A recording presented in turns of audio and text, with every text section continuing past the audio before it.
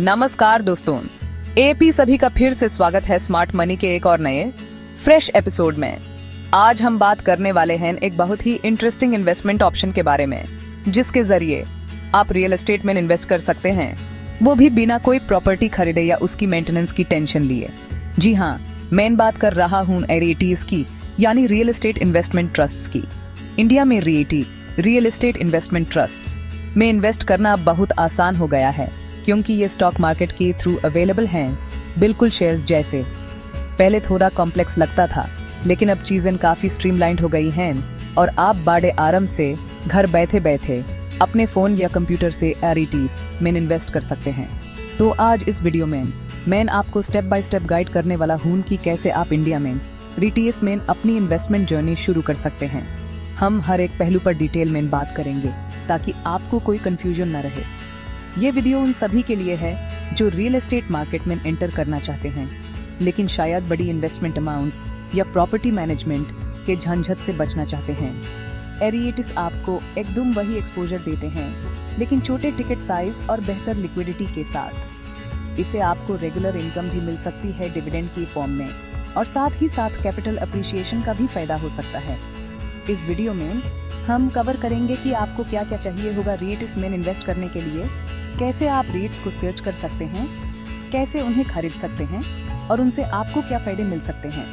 नीचे simple steps दिए गए हैं जो आपको हेल्प करेंगे REIT में इन्वेस्ट करने में।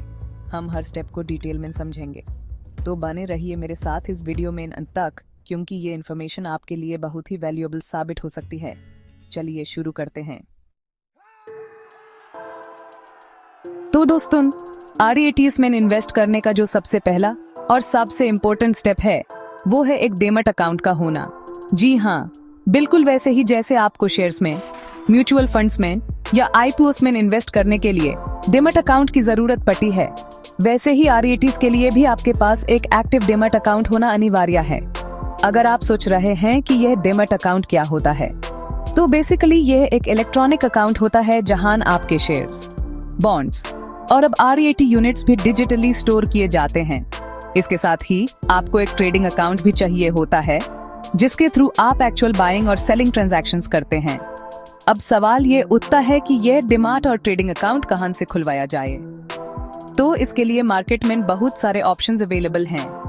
AAP किसी भी सेबी रजिस्टर्ड स्टॉक ब्रोकर के पास अपना अकाउंट ओपन कर सकते हैं।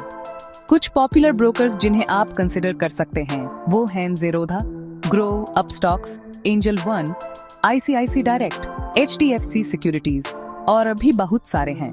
इन सभी ब्रोकर्स के ये अपने अपने प्लेटफॉर्म्स हैं, मोबाइल एप्स हैं, जिनके थ्रू आप आसानी से इन्वेस्ट कर सकते हैं। अकाउंट ओपनिंग प्रोसेस भी आजकल काफी सिंपल और ऑनलाइन हो गया है, जिसमें आपको बस कुछ बेसिक KYC डॉक्यूमेंट्स जैसे पैन कार्ड, आधार कार्ड और बैंक डिटेल्स प्रोवाइड करने होते हैं। और हाँ, एक बहुत इंपॉर्टेंट बात उन दोस्तों के लिए जो ऑलरेडी स्टॉक मार्केट में एक्टिव हैं, जो शेयर्स में ट्रेडिंग या इन्वेस्टमेंट करते हैं। नोट, अगर आप ऑलरेडी शेयर्स में इन्वेस्ट करते हैं तो आपके पास डीमैट अकाउंट होगा ही, तो आपको अलग से कोई नया अकाउंट खोलने की जरूरत नहीं है। AAP अपने एग्जिस्टिंग डीमैट और ट्रेडिंग अकाउंट का इस्तेमाल करके ही REITs में भी इन्वेस्ट कर सकते हैं। यह एक बहुत बड़ा कन्वीनियंस है, क्योंकि आपको मल्टीपल अकाउंट्स मैनेज करने की जरूरत नहीं पड़ती। तो सबसे पहले ये सुनिश्चित कर लें कि आपके पास एक फंक्शनल डीमैट अकाउंट है। अगर नहीं है तो जल्द से जल्द एक ओपन करवा लें। चलिए, तो अब मान लेते हैं कि आपके पास डीमैट अकाउंट रेडी है। अब अगला कदम है REITs को स्टॉक एक्सचेंज पर सर्च करना। जी हाँ, बिल्कुल शेयर्स की तरह ही REITs शेयर्स की तरह NSE या BSE पर लिस्टेड होते हैं। NSE यानी नेशनल स्टॉक एक्सचेंज और BSE यानी बॉम्बे स्टॉक एक्सचेंज, ये इंडिया के दो प्रमुख स्टॉक एक्सचेंजेस हैं जहां पर पब्लिकली ट्रेडेड कंपनीज के शेयर्स और साथ ही साथ REITs भी लिस्ट होते हैं। तो आपको अपने ब्रोकर के ट्रेडिंग प्लेटफॉर्म पर जाकर इन एक्सचेंजेस पर लिस्टेड REITs को सर्च करना होगा। हर ब्रोकर का इंटरफेस थोड़ा अलग हो सकता है, लेकिन जनरली एक सर्च बार होता है जहां आप कंपनी का नाम या उसका टिकर सिंबल डाल कर यूज सर्च कर सकते हैं। तो AAP सर्च बार में REIT का नाम लिखकर उसका प्राइस देख सकते हैं। जब आप REIT का नाम टाइप करेंगे तो आपको उसकी करंट मार्केट प्राइस, उसकी हिस्टोरिकल परफॉर्मेंस और भी बहुत सारी रेलेवेंट इंफॉर्मेशन मिल जाएगी। यह प्रोसेस बिल्कुल वैसा ही है जैसे आप किसी पर्टिकुलर कंपनी, मान लीजिए रिलायंस या टीसीएस, के शेयर को सर्च करते हैं। आपको आरईटीज के भी यूनिक टिकर सिंबल्स मिलेंगे जिनके थ्रू आप उन्हें आसानी से आइडेंटिफाई कर सकते हैं।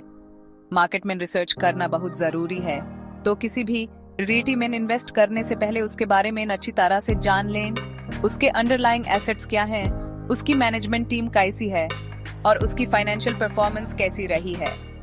अब आपके मन में सवाल आ रहा होगा कि इंडिया में कौन कौन से पॉपुलर लिस्टेड REITs हैं जिन्हें आप कंसिडर कर सकते हैं। तो मैं आपको कुछ नाम बता देता हूँ। इंडिया के popular listed REITs: embassy office parks REIT, Mindspace business parks REIT, Brookfield India REIT, nexus select trust. ये कुछ लीडिंग REITs हैं जो इंडियन मार्केट में अवेलेबल हैं। Embassy office parks REIT India का पहला लिस्टेड REIT था। माइंडस्पेस और ब्रुकफील्ड भी कमर्शियल ऑफिस स्पेसेस में फोकस्ड हैं, जबकि नेक्सस सेलेक्ट ट्रस्ट इंडिया का पहला रिटेल फोकस्ड REIT है जिसमें शॉपिंग मॉल्स आते हैं। AAP इनके बारे में और रिसर्च कर सकते हैं और अपनी इन्वेस्टमेंट स्ट्रेटेजी के अनुसार डिसीजन ले सकते हैं।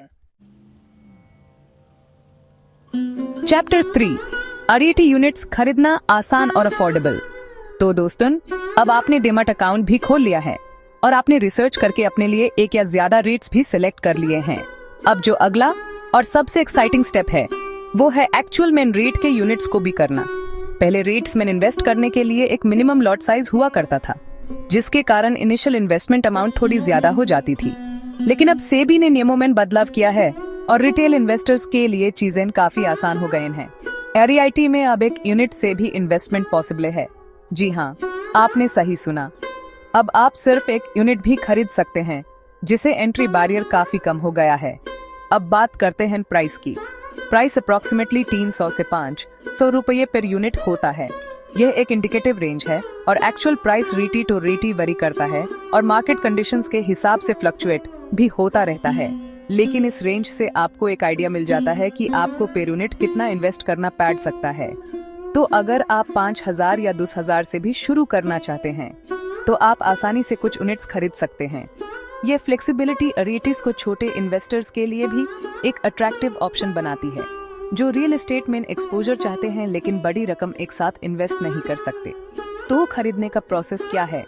AAP किसी भी REIT को भी ऑर्डर देके शेयर्स की तारा ले सकते हैं। जब आप अपने ब्रोकर के ट्रेडिंग प्लेटफॉर्म पर लॉगिन करते हैं और आपने अपना पसंदीदा REIT सर्च कर लिया है, तो आपको वहां बाय का ऑप्शन दिखेगा।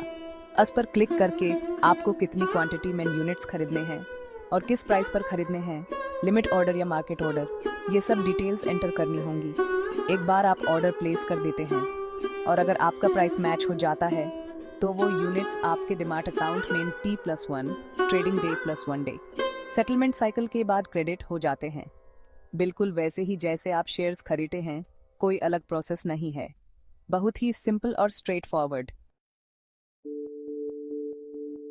चैप्टर 4: REITs से इनकम, डिविडेंड्स और कैपिटल अप्रिसिएशन। तो दोस्तों, अब आपने REIT यूनिट्स खरीद लिए हैं और वो आपके डीमैट अकाउंट में आ गए हैं। अब बात करते हैं कि इस इन्वेस्टमेंट से आपको फायदा कैसे होगा। REITs से आपको 2 तरह से रिटर्न्स मिल सकते हैं। पहला और बहुत इंपॉर्टेंट है डिविडेंड इनकम।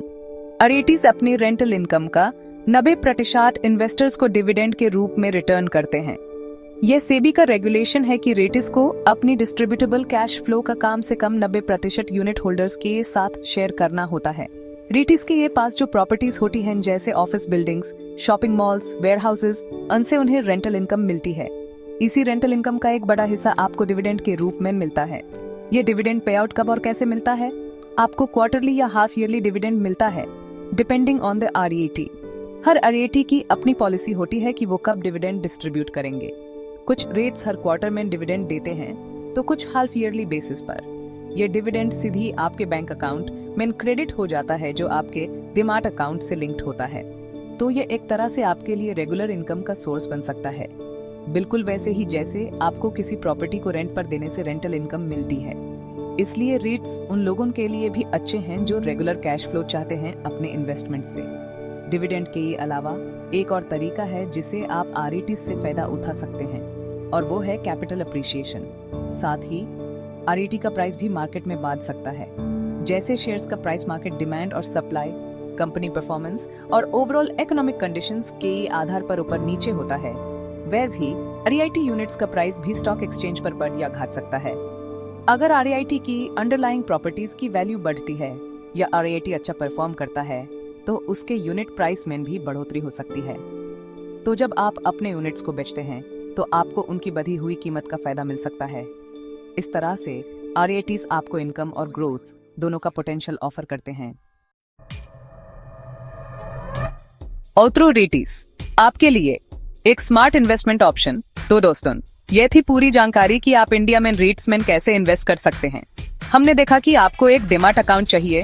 आप REITs को स्टॉक एक्सचेंज पर सर्च कर सकते हैं, उन्हें शेयर्स की तरह ही खरीद सकते हैं और फिर डिविडेंड और कैपिटल अप्रिसिएशन का फायदा उठा सकते हैं। अगर आप रियल एस्टेट में इन्वेस्ट करना चाहते हैं बिना प्रॉपर्टी खरीदे और छोटी रकम से शुरू करना चाहते हैं तो REITs एक बेहतरीन ऑप्शन है। आपको बस एक डीमैट अकाउंट चाहिए और बाकी प्रोसेस स्टॉक भी करने जैसा ही होता है। ये आपको रियल एस्टेट मार्केट का एक्सपोजर देता है, प्रोफेशनल मैनेजमेंट का फायदा मिलता है और लिक्विडिटी भी शेयर्स जैसी ही रहती है। REITs उन सभी इन्वेस्टर्स के लिए एक अच्छा विकल्प हो सकते हैं जो अपने पोर्टफोलियो को डिवर्सिफाई करना चाहते हैं और ट्रेडिशनल फिक्स डिपॉजिट्स या गोल्ड के अलावा कुछ नया ट्राई करना चाहते हैं। रियल एस्टेट हमेशा से एक आकर्षक एसेट क्लास रहा है, लेकिन उसमें डायरेक्ट इन्वेस्टमेंट हर किसी के लिए मुमकिन नहीं हो पाता।